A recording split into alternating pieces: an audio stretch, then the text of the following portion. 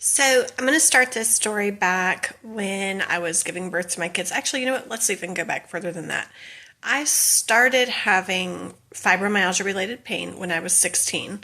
I remember then it was very much like juvenile arthritis. I had to wrap my wrists when I would go to babysit because otherwise I'd end up in a lot of pain. When I was walking down steps, I could hear the inside of my knees creaking and it kind of hurt a little bit. Then when I was 17, I got malaria, which almost killed me. I grew up in the tropics, so I got malaria, which almost killed me. And after that, I never really recovered. And that's when the pain started getting much more severe, where I was in a lot of pain a lot of the time. So fast forward, and in my 20s, I remember having a discussion with my mom and saying, like, I don't know how you do it without ever complaining. How do you deal with the pain? And she was just flabbergasted. She's like, I don't deal with that pain. Like I described to her some of what I was dealing with, and she's like, yeah, that's not normal. I don't deal with that. That's why I don't complain about it. So I started seeking help and spent years upon years trying to get help and not really getting anywhere. That was kind of at the tail end of when people were just starting to believe that fibro was real. And prior to that was kind of, oh, it's all in your head. So I was coming in when doctors were starting to realize it was real, but they still didn't know anything to do about it. I mean, kind of like they do today. But at least they were, starting to acknowledge it. So, anyways, I was diagnosed formally with fibromyalgia through my endocrinologist and then a neurologist.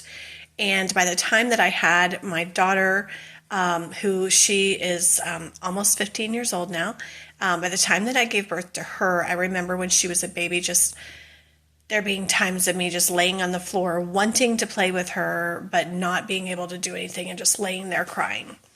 And then by the time my son was born, it actually had gotten to the point where I can vividly remember times of sitting in my car and just thinking, I need to prepare for when I die. Like, I need to make sure everything's in order because this is killing me and I'm not going to make it much longer. So it was really bad by that point. I would wake up in the middle of the night. Screaming would wake me up. So I wouldn't like wake up from the pain and then start screaming. I would start screaming in my sleep and that would wake me up. So by this point, the neurologist put me on a prescription of 1,800 milligrams of gabapentin. That was 6 pills a day. And if I took one of those pills, it would knock me out for like 7 to 8 hours. And knock me out so bad that I couldn't do anything. So I would have to call someone to come to my house to watch my kids if I was going to take this medication. I told the doctor that. I told him, I can't take this medicine. I've got to work. I've got to take care of kids. And he just looked at me and he goes, well, I guess you just won't have any good days, and walked out of the room. So this was my life at that point, just really excruciating pain a whole lot of the time.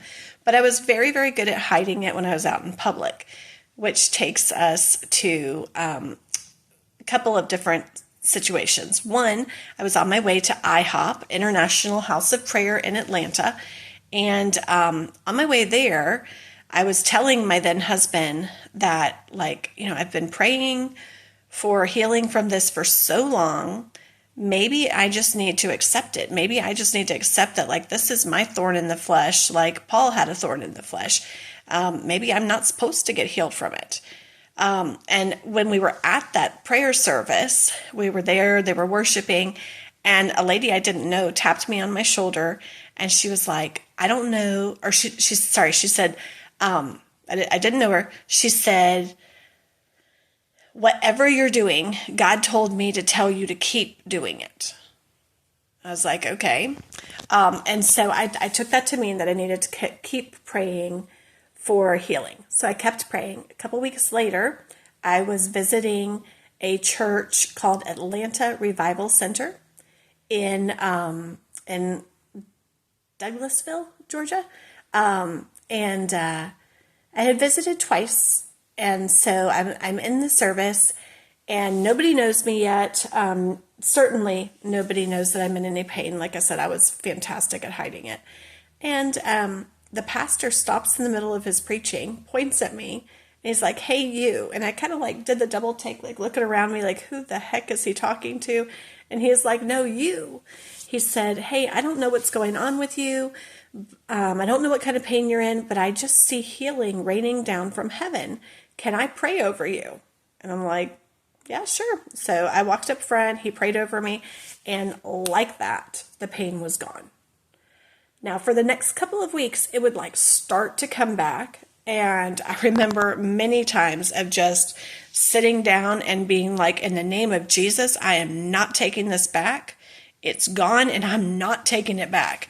And after those 2 weeks, I haven't dealt with the fibro pain again. And it was like constantly traveling through my body at that time. I still deal with a sore back sometimes, where I had really bad whiplash years ago, and that still affects me sometimes. So it's not like all of my pain centers are gone, but my fibro pain is completely gone. I also still deal with some of the fibro fog and the exhaustion that came with the fibromyalgia. I'd rather deal with that than the pain any day. And I did find a doctor who kind of helped me with that. It was a naturopathic doctor. Can't remember his name off the top of my head, but he works out of Birmingham. And I worked with him for about a year. Went on a really, really strict diet. No sugar, no starchy vegetables, no gluten, no dairy. So it was very strict, but I did feel a lot better. Unfortunately, I have kind of backslid from that. And I'm not eating so healthy anymore. So I've put on some weight, and some of my fibromyalgia, fog, and the exhaustion has come back some. And I also deal with chronic fatigue syndrome. So some of the exhaustion is from that. But yeah, it's been, I was thinking at first it had been 7 years, but when I was thinking about it this morning and trying to like actually date it, according to when my kids were what age, I think it's actually been closer to 10 years that I have been pain-free now from that fibromyalgia. So I hope this helps you. And if you want somebody to pray for you, I'm always glad to do that. So have a great day.